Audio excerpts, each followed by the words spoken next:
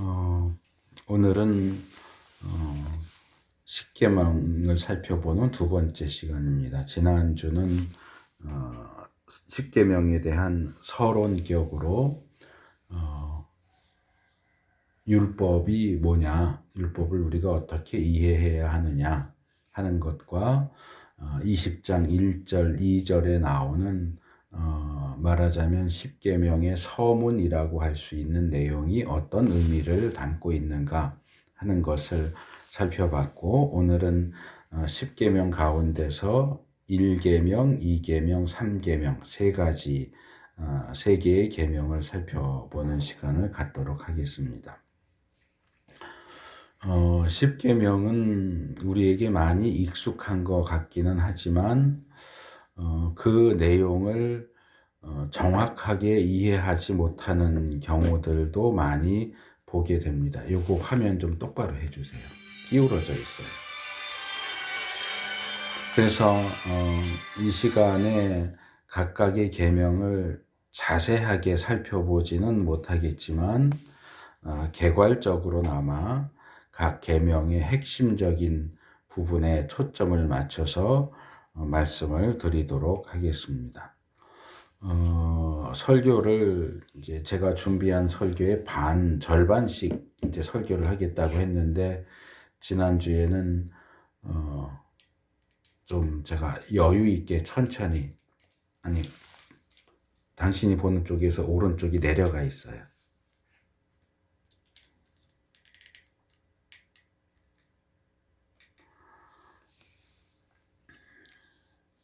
뭘 얘기 안 했는지 까먹었네. 그 얘기하느라고.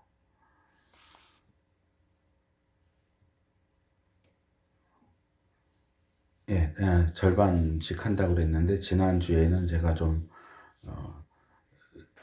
시간을 재보느라고 좀 여유 있게 천천히 하느라고 나중에 보니까 1시간 정도 설교를 했더라고요.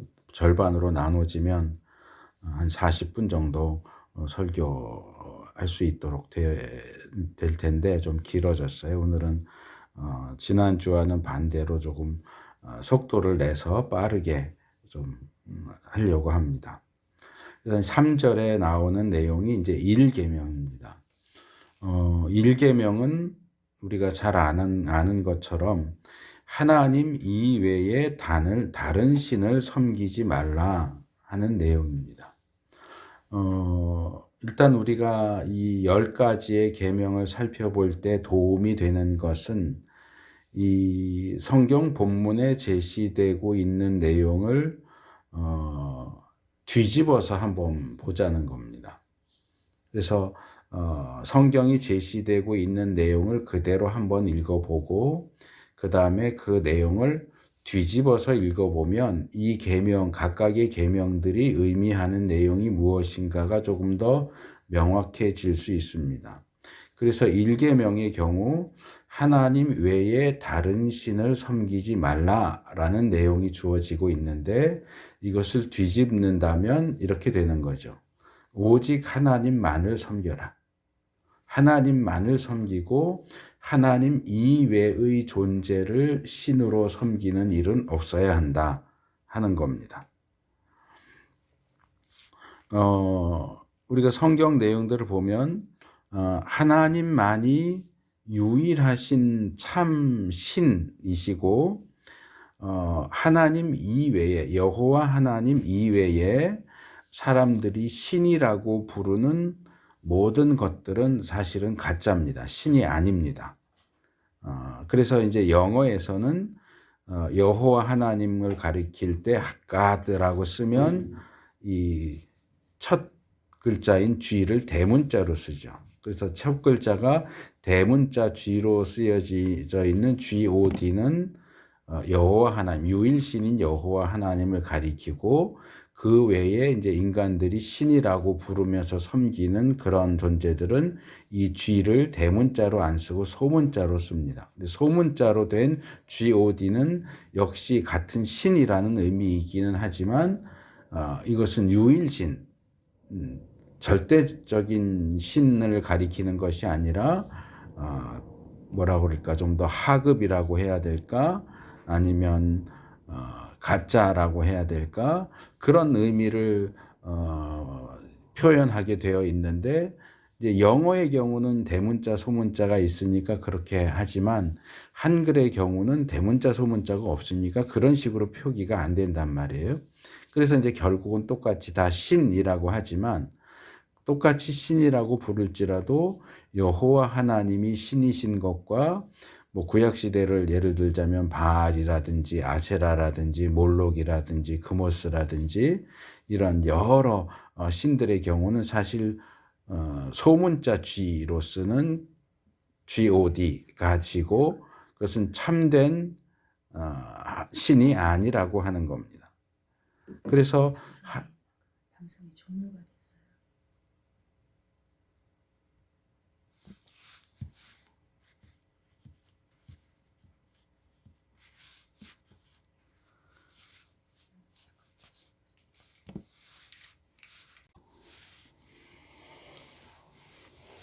예, 라이브 상태가 안 좋아서 다시 했습니다. 정신이 하나도 없네. 그래서 엄밀한 의미에서 보면 오직 여호와 하나님만이 참 신이시고 여호와 하나님 이외의 신이라고 불리는 모든 존재들은 가짜 신입니다. 신이 아닙니다. 하지만 이제 성경에 보면 그런 가짜 신들도 하나님과 마찬가지로 신이라고 불러주죠. 그래서 본문의 경우에도 하나님 이외의 다른 신, 사실 하나님 이외의 다른 신이라고 하는 건 존재하지 않는데도 마치 하나님 이외의 다른 신이 존재하는 것처럼 하나님 이외의 다른 신을 섬기지 말라라고 표현을 합니다. 왜 그렇게 하시느냐? 그것은 사실은 그들이 참 신이 아니지만 이 세상 사람들이 그 가짜 신들을 신으로 여기고 신이라고 부르면서 섬기기 때문에 그들의 수준과 상황에 맞춰서 표현을 하시는 것이다. 이렇게 볼 수 있습니다. 그래서 사실은 신이지만 신이 아니라고 부르기도 뭐하고 워낙 신의 종류들이 많으니까 그 이름들을 각각 부르기도 힘들고 그래서 이제 묶어서 신 이렇게 표현을 하지만 그것은 엄밀하게 말하면 정확한 표현은 아니고 우리가 일반적으로 사용하는 일반적인 표현으로는 수용할 수 있는 그런 표현이기 때문에 본문에서 이제 그런 표현을 사용하고 있다 하는 것을 이해를 하시면 되고 여기서 말하는 다른 신을 또 다른 표현으로 바꿔본다면 우상이 될 수 있겠죠. 그 우상을 섬기지 말라.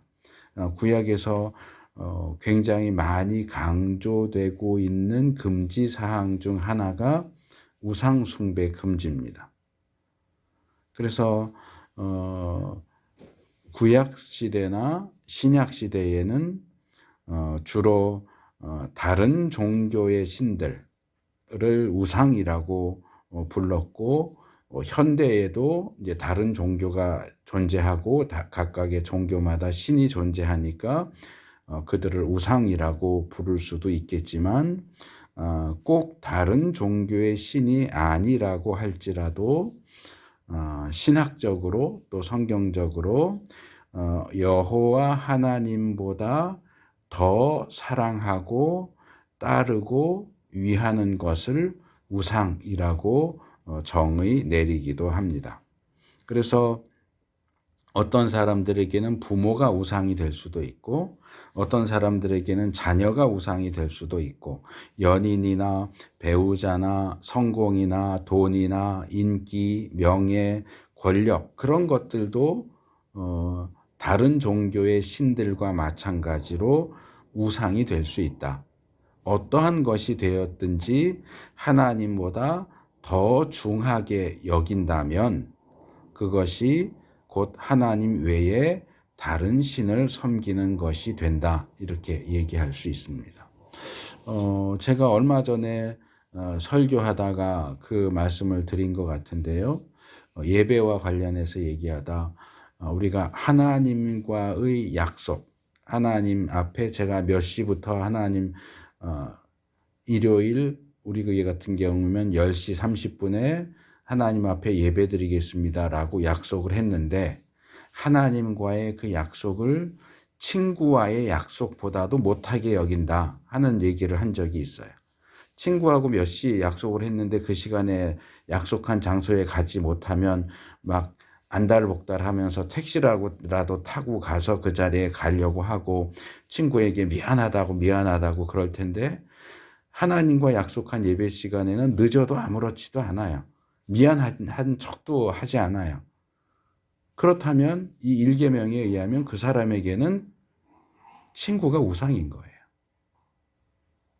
그래서 이것을 종교적인 의미로만 볼 것이 아니라 우리 각자가 하나님을 어떻게 대우하느냐,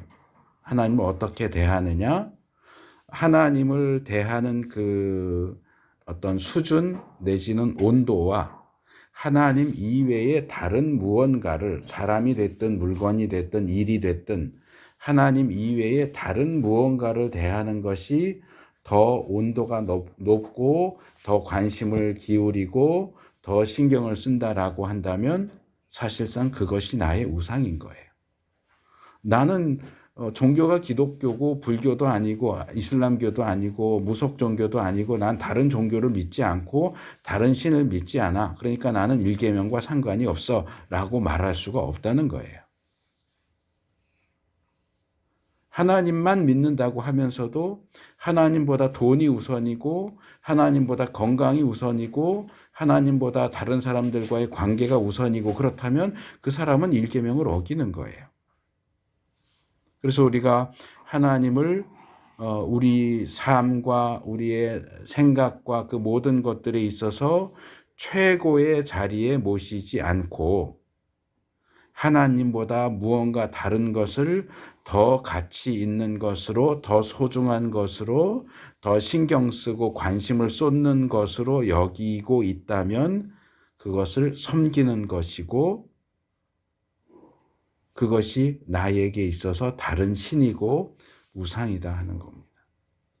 이 문제를 우리가 좀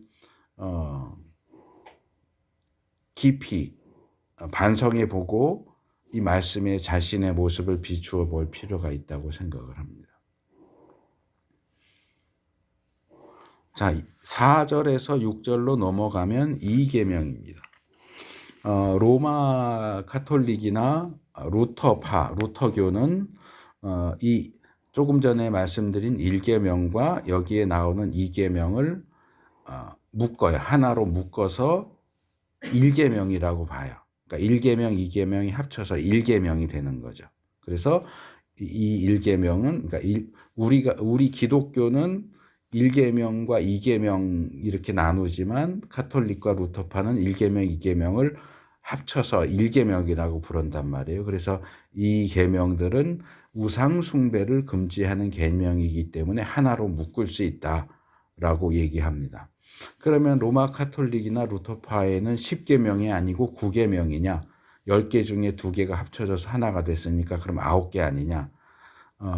1계명, 2계명은 합쳐서 1계명이라고 하나의 계명으로 보고 10번째 계명을 2개로 나눠요.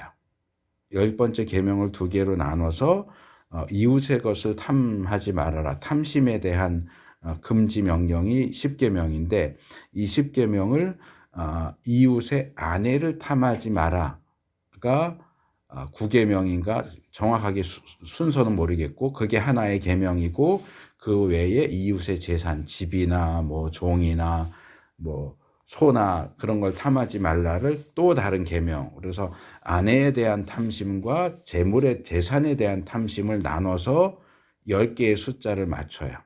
그런데 그 방식은 올바른 방식이라고 할 수 없습니다. 그리고 자세히 들여다보면 이 2번째 계명, 이 계명은 1계명과 똑같은 계명이 아닙니다. 1계명은 다른 신을 섬기는 것을 금지하는 우상 숭배를 금지하는 명령이고 2계명은 우상을 만들지 말라는 계명입니다. 우상을 섬기지 말라는 거나 우상을 만들지 말라는 거나 결국 같은 거 아니냐. 이 계명에도 그것을 만들지 말고 섬기지 말라 그랬으니까 결국 같은 거다라고 하는 것이 이제 카톨릭이나 루터파의 주장이지만 조금 더 자세하게 정확하게 말하자면 여기 우상을 만들지 말라는 얘기는 뭐 바알 신상, 아세라 신상 또는 뭐 불상 이런 다른 우상, 다른 신들의 형상을 만들지 말라는 명령이 아니고요. 하나님을 형상화시키지 말라는 명령이에요. 여호와 하나님을 다른 종교들은 다 형상이 있어요. 신상이 있죠. 그런데 유대교에도 그렇고 기독교에도 그렇고 여호와 하나님의 모습을 그린 신상은 존재하지 않아요. 그렇기 때문에 인간들이 보편적으로 가지고 있는 종교성에 의해서 이 여호와 하나님도 신상이 있으면 좋겠다. 신상을 만들자라고 해서 형체가 없는 영이신 하나님을 하늘에 있는 어떤 것, 뭐 주로 새나 이런 거겠죠. 하늘을 날아다니는 것, 땅에 있는 짐승들 또는 물 속에 있는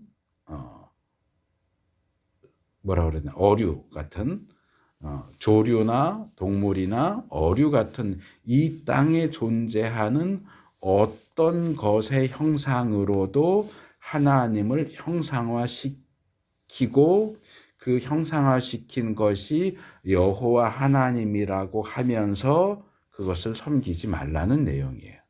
그러니까 1계명은 하나님 이외의 사람들이 신이라고 부르는 여러 종류의 다른 신들, 우상들을 섬기지 말라는 명령이라고 한다면 2계명은 하나님을 우상화하지 말라는 얘기예요. 그러니까 같은 내용이 아니죠. 그래서 이 2계명의 경우 이제 확실하게 우리가 구분해서 볼 수 있는 경우가 이스라엘 역사 속에서 2번 행해지는데 하나는 우리가 이제 내년에 다루게 될지 모르겠는데 진도가 어떻게 나갈지 몰라서 더군다나 느려져서 출애굽기 32장에 가면 뭐 대부분 알고 있을 금송아지 사건이 있습니다. 모세가 하나님을 만나러 시내산에 올라갔는데 시간이 많이 흘렀는데도 내려오지 않아요. 그러니까 뭐라고 합니까? 모세는 죽었나 보다. 우리를 약속의 땅으로 인도할 신을 만들어내라.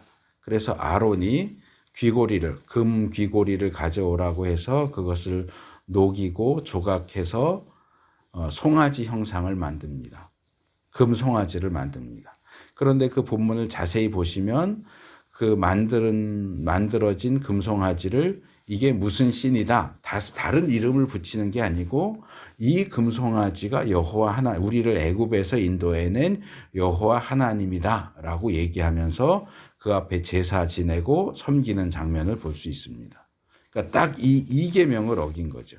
하나님을 여호와 하나님을 송아지의 형상으로 땅에 있는 짐승 가운데 하나인 송아지의 형상으로 형상화했고 그 송아지가 바알이나 아사랴나 다른 신이 아니고 여호와 하나님이다라고 부르면서 그 금송아지를 섬기는 장면이 나오고 또 하나는 열왕기상 12장에 나오는데 이제 이스라엘이 북이스라엘 10개 지파를 중심으로 한 북이스라엘과 2개 지파를 중심으로 한 남유다로 나누어질 때 북이스라엘의 첫째 왕인 여로보암이 남유다의 성전도 있고 법궤도 있고 뭐 이러니까 절기가 되면 나라가 나눠졌는데도 절기를 지키기 위해서 남쪽으로 내려간단 말이에요. 우리나라 지금 남북이 대치하고 있는 상황하고 똑같죠. 그러면 뭐 우리식으로 예를 들자면은 설날이고 추석이고 이래서 북에 사는 사람들이 남쪽에 있는 친척들 찾아가겠다라고 내려가면 그동안 북에서 꽁꽁 단속하면서 남한은 우리보다 못 산다. 거긴 다 죽어 넘어가고 있다라고 얘기하고 있는데 본인들이 직접 가서 그 상황을 본다면 우리가 북에서 그동안 들었던 것이 다 가짜구나, 선전이구나. 그러면서 북에서 살던 사람들이 대거 남으로 그냥 떠나가 버릴 수 있는 그런 상황이 벌어질 수도 있다는 거죠. 그러니까 서로 교류를 못하게 하는 거예요. 그러니까 여로보암도 똑같은 의도로 야 너희들 굳이 멀리 있는 남유다에 있는 성전을 찾아갈 필요가 없어. 가까운데 내가 절기 지키고 제사 드리고 할 수 있는 곳을 만들어 줄게 하면서 단과 베델에 금송아지를 만듭니다. 출애굽기 32장에 나오는 거하고 똑같은 상황이죠. 금송아지를 제일 북쪽 끝에와 제일 남쪽 끝에 두 곳에 만들어 놓으면서 너희들 가까운 데로 가 하면서 그 송아지, 금송아지가 여호와 하나님이다 라고 이야기를 하죠. 그래서 출애굽기 32장에 나오는 내용, 열왕기상 12장에 나오는 내용 두 가지는 다 1계명을 어긴 사건이 아니고 2계명을 어긴 사건입니다. 그래서 두 경우 모두 이스라엘 백성들은 자기들이 만든 금송아지를 여호와 하나님이라고 부르면서 섬기죠. 그래서 이 1계명도 제가 한번 뒤집어 봤잖아요. 아까 다른 신을 섬기지 말라를 뒤집으면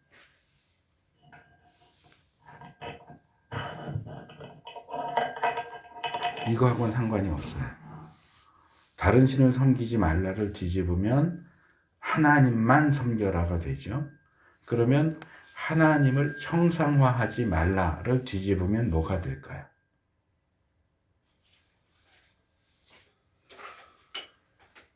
하나님을 형상화하지 말라를 뒤집으면 다른 마이크 볼륨을 다 내려보세요. 다른 건 다 뮤트해놨어요.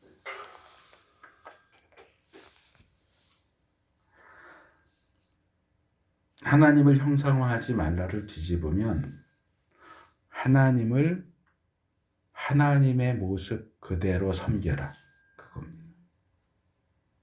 성경이 이야기하는 그 하나님을 섬겨라.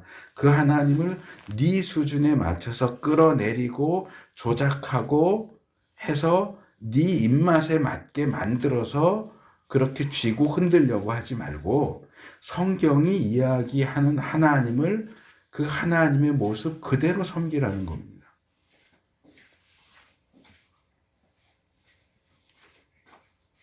이렇게 하나님을 인간의 수준에 맞춰서 끌어내려서 형상화하는 행동은 바울이 로마서 1장 23절에서 이런 얘기를 하죠.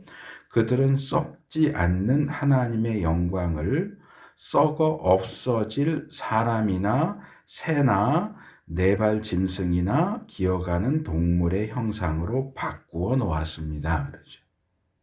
그래서 거룩하고 영광스러운 하나님의 형상을 속되고 썩을 수밖에 없는 정말 가치 있는 것을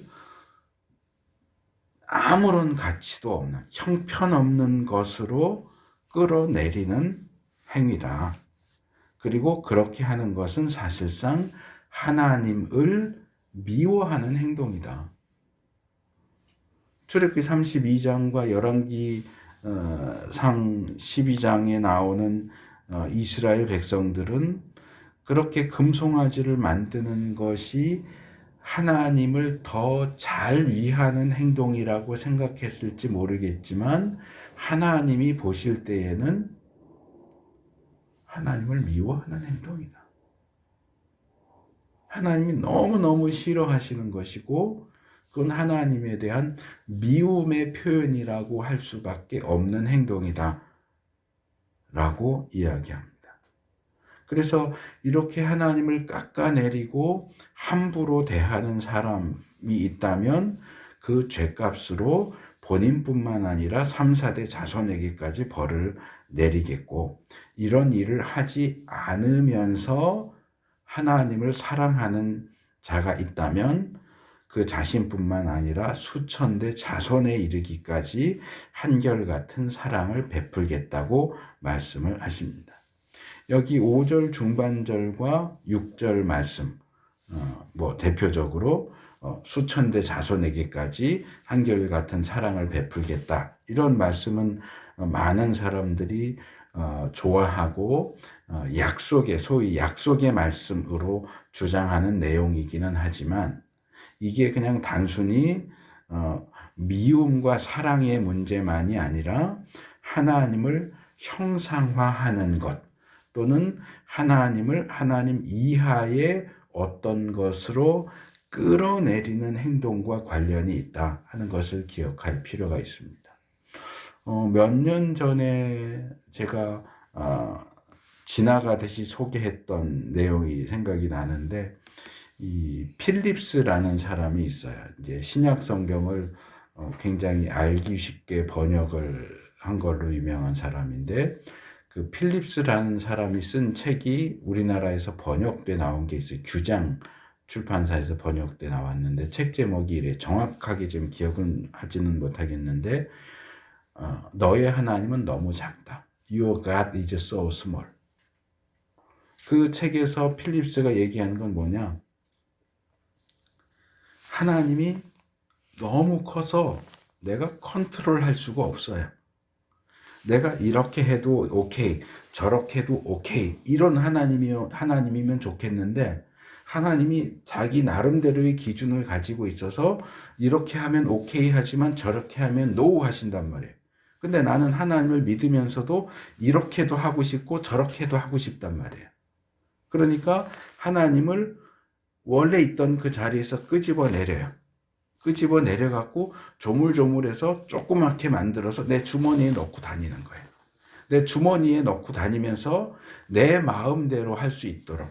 그러니까 하나님이 나를 주장하시는 게 아니고 내가 하나님을 주장하고 내가 하나님을 내 마음대로 컨트롤할 수 있도록 조그만 하나님으로 만들어 버렸다는 거예요.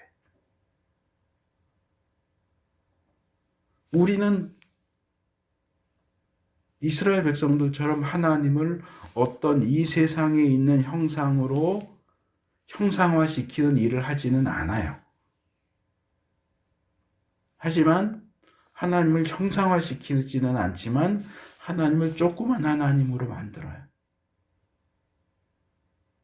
하나님을 이래도 허허하시고 저래도 허허하시는 마음 좋은 할아버지 같은 분으로 만들어요.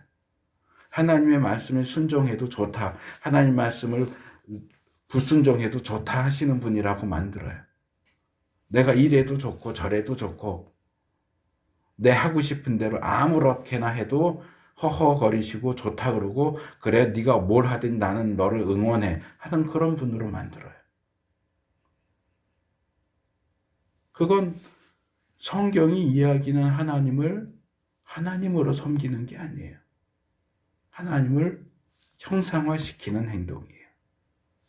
이렇게 하나님을 형상화하는 것을 정죄하시면서 하나님은 자신을 질투하는 신이다라고 소개를 하십니다. 질투하는 하나님이다. 우리는 보통 질투라고 할 때 이제 히브리어로 카나라고 하는 단어인데, 질투한다, 시기심이 많다, 뭐 이런 이제 뜻을 가지고 있고, 우리가 알고 있는 질투의 개념하고 의미가 별반 다르지 않죠. 그래서 일반적으로 질투가 좋은 거냐 나쁜 거냐, 그럴 때 우리는 질투는 나쁜 거야 내지는 좋은 건 아니야 라는 정도로 이제 생각을 합니다. 그러면 질투가 나쁜 것이라면 하나님이 나는 질투하는 하나님이다 라고 말씀하셨다면 하나님은 나쁜 분이 되어버리잖아요.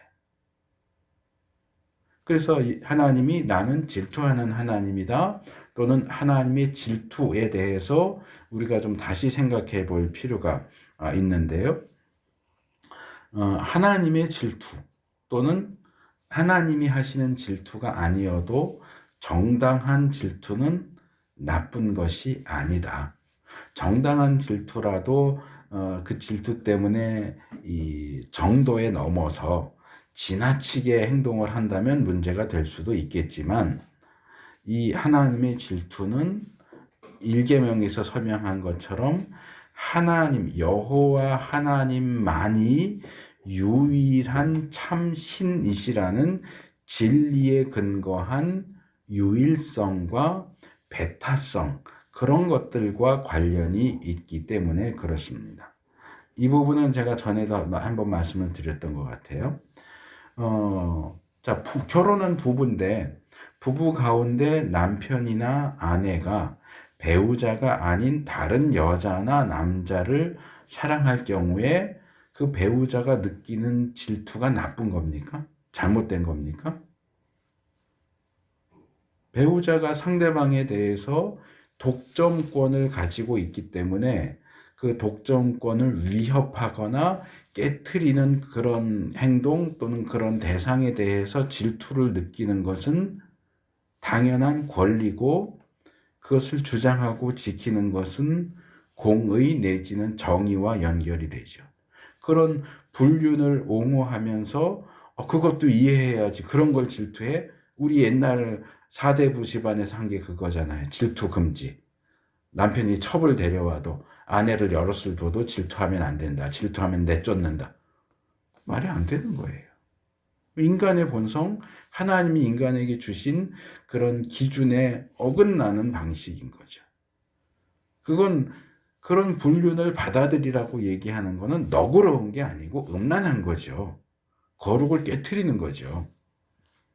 또 다른 예로, 이것도 제가 전에 말씀을 드렸던 것 같은데, 자, 이게 흰색인데, 이 줄이 흰색인데, 노란색인데, 이게 검은색이다 라고 하면, 그거 검은색 아니야? 틀렸어. 노란색이야 라고 말하는 게 잘못된 겁니까? 독단적인 겁니까? 아니죠. 올바른 거죠. 사람들은 기독교가 예수님을 믿는 것 외에는 구원받을 방법이 없다고 주장하고, 그러한 사실에 근거해서 전도하는 것을 편협하고 배타적이고 독선적이라고 얘기합니다. 그러면서 불교를 봐라, 카톨릭을 봐라, 다른 종교하고 다 사이좋게 지내지 않느냐, 왜 기독교 니들만은 자꾸 그러냐라고 비난하지만, 그것은 올바른 판단이 아니에요.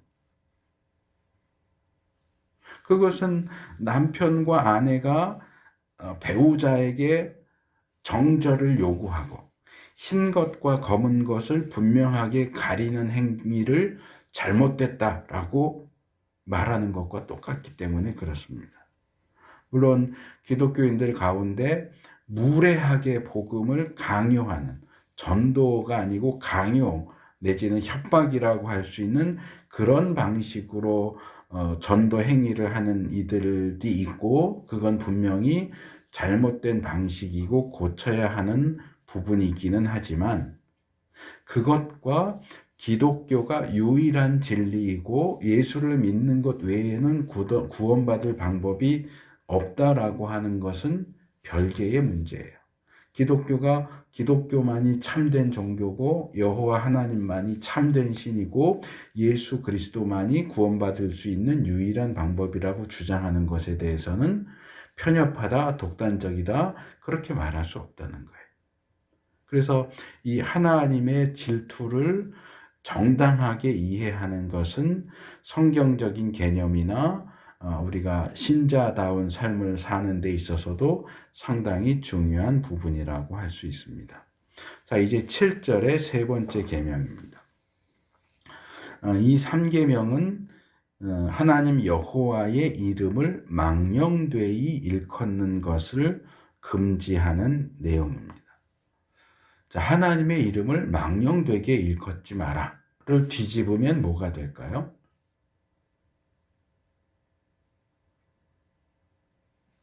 하나님을 하나님답게 대우해드려라.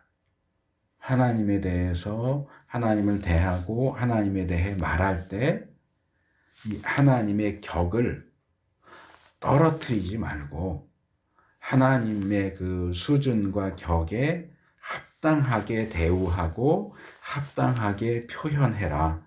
이렇게 말할 수 있습니다. 얼마 전에 이 부분에 대해서 제가 설명한 적이 있는 것 같은데, 이것은 단순히 우리가 누군가와 대화하는 가운데 하나님의 이름을 함부로 언급하거나 모독하는 것을 금지하는 내용이기도 하지만, 하나님을 내 욕심과 야망을 채우기 위한 도구로 사용하는 것을 금지하는 것이기도 합니다. 그러니까 예를 들어서 불신자들과 전도하거나 무슨 논쟁을 하거나 그럴 때 이제 불신자들이 열받으면 그러죠. 기독교인도 거꾸로 그렇게 할 때가 있어요. 불교 신자가 목사님, 목사님이냐? 님 빼고 목사 그러자. 그러면, 그럼 불교도 스님, 님자 빼고 스 그러자. 이렇게 얘기하는 경우도 있지만, 불신자들이 하나님, 님은 존칭이니까 빼고 그냥 하나, 하나를 믿으라고 이런 식으로 표현하면서 이제 하나님을 모욕하고자 하는 그런 식으로 하나님을 믿느니 내 새끼손가락을 믿겠다라든지 이런 식으로 말하는 경우도 이제 이 3계명에 해당되는 거죠. 하나님의 이름을 함부로 말하는 것. 그런데 이 3계명은 그런 의미만 가지고 있는 게 아니고, 또 하나는 이 고대의 신관과 관련해서 어떤 신의 이름을 알면 그 이름을 불러서 그 신을 부릴 수 있다. 그러니까 조금 완화시켜서 설명하면 그 신을 호출해서 내 소원을 들어달라고 요구할 수 있다. 이런 개념이 고대 근동에 있었다는 거죠. 그러니까 우리에게 보다 보편적으로 알려져 있는 걸로 말하자면 그 알라딘의 요술 램프 같은 거예요. 알라딘의 요술 램프를 이렇게 문지르면 지니, 보통 지니라고 하죠. 그것도 이제 요정의 한 종류이기도 하고 신적인 능력을 가진 존재라고 말할 수 있는데, 램프를 문지르면 지니가 나타나고 내가 소원을 얘기하면 소원을 들어줘요.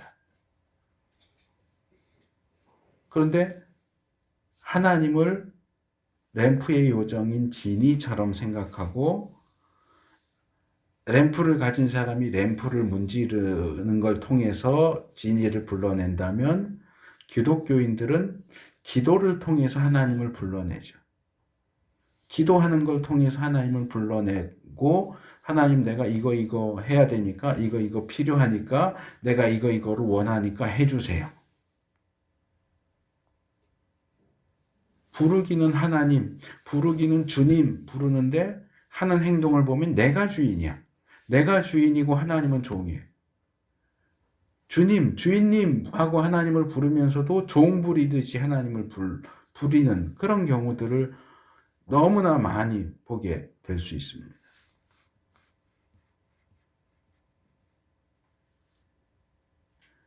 그래서 이 계명은 우리가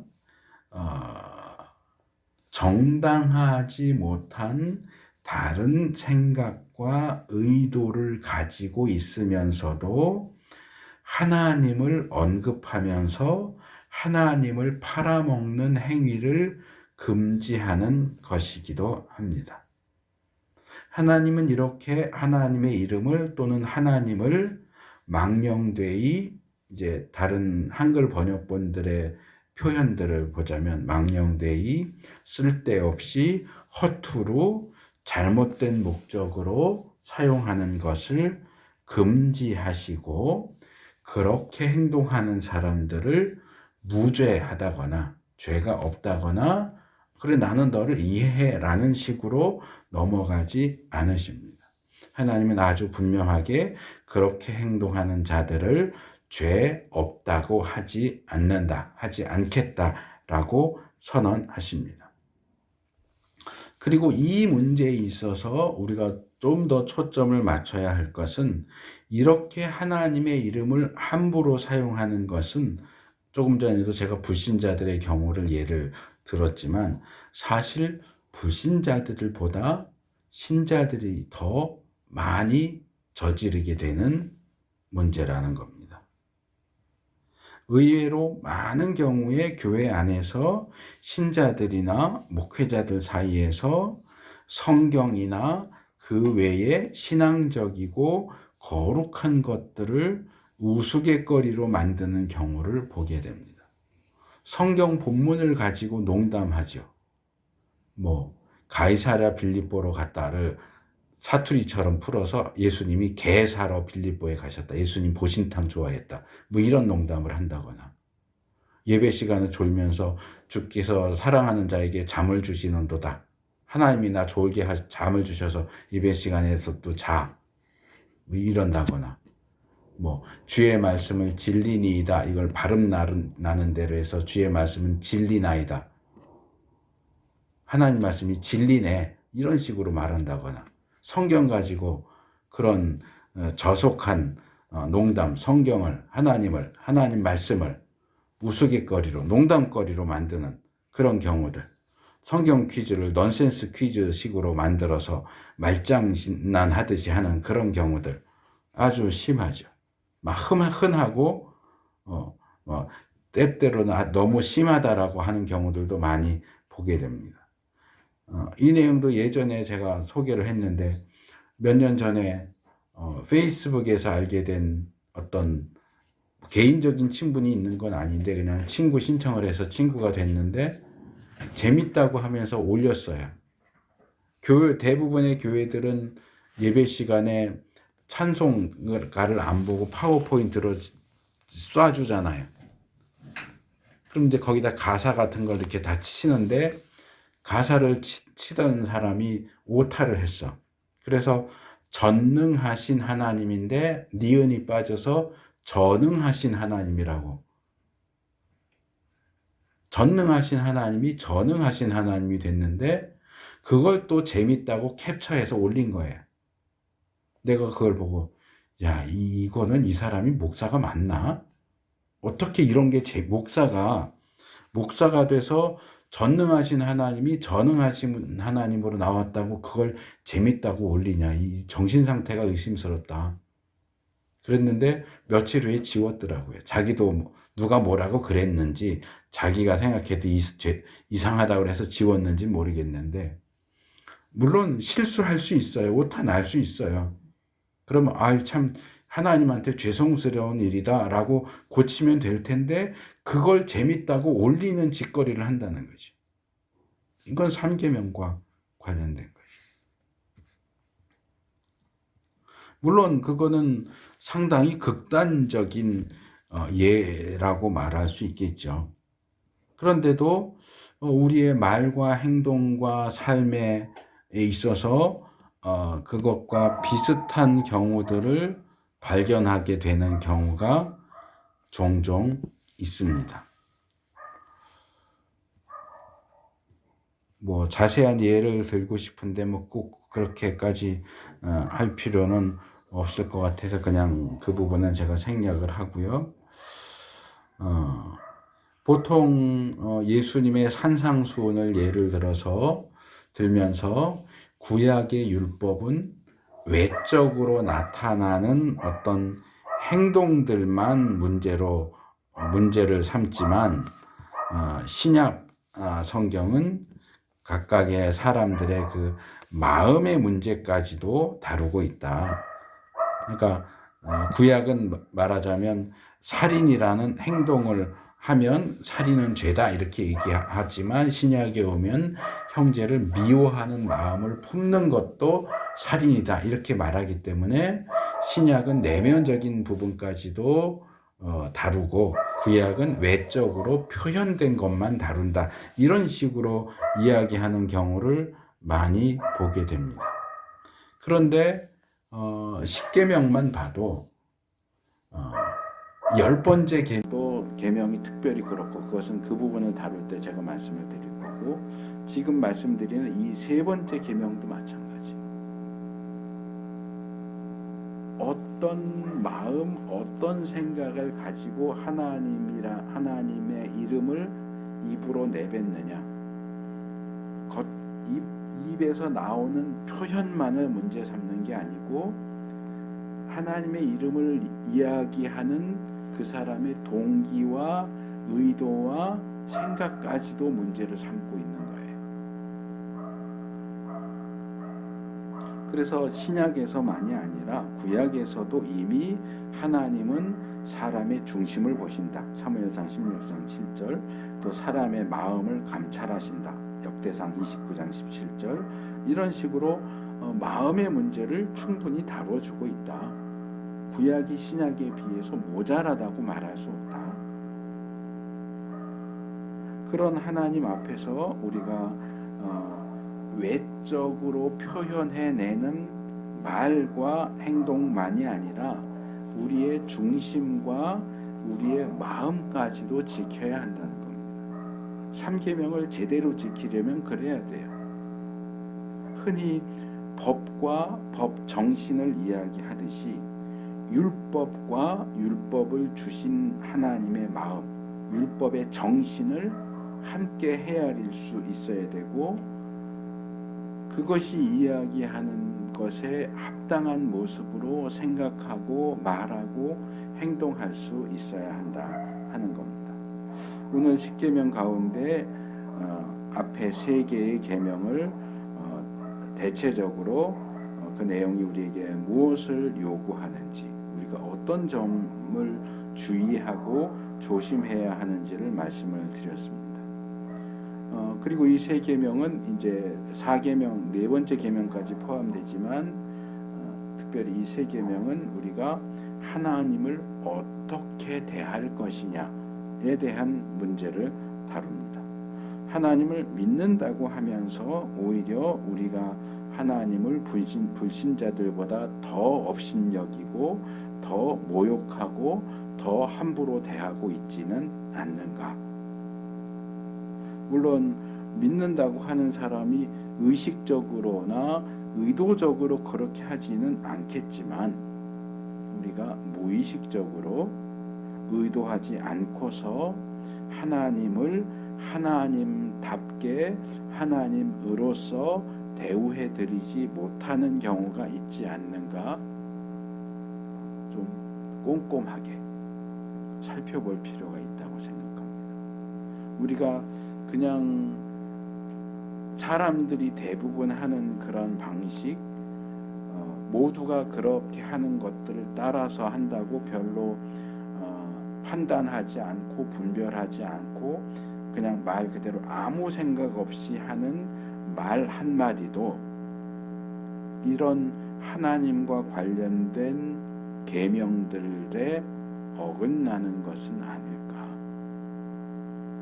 예수님이 거룩한 것을 계획해 주지 마라 하셨는데, 거룩해야 하고 거룩하게 대해야 하는 것들을 끌어내려서 하찮게 만들고 웃음거리로 만들고 농담거리로 만들고 그렇게 하지 않는가.